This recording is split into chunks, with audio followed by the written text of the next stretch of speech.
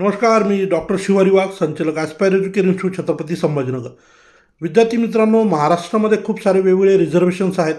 त्यापैकीच दोन महत्त्वाचे रिझर्वेशन म्हणजे एस सी कॅटेगरी आणि एस टी कॅटेगरी.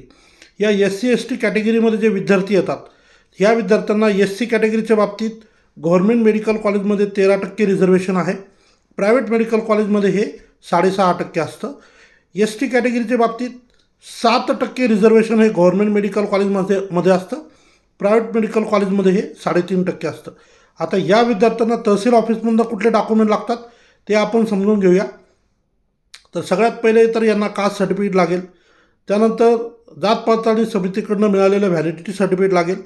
यासोबतच एज, नॅशनॅलिटी, डोमिसाईल सर्टिफिकेट लागेल आणि उत्पन्नाचं सर्टिफिकेट लागेल. परंतु या कॅटेगरीमध्ये एक डॉक्युमेंट आहे जो इतर कॅटेगरीत लागतो, तो इथं लागत नाही. तो म्हणजे non creamy layer certificate, NCL certificate ज्याला आपण म्हणूया.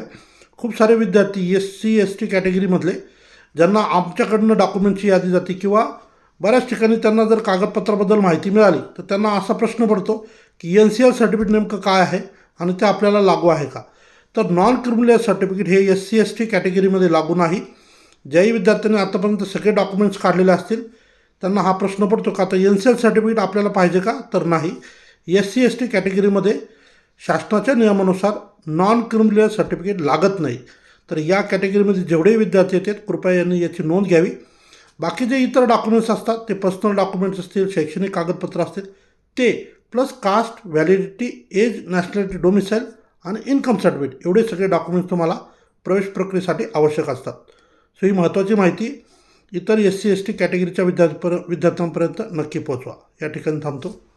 धन्यवाद.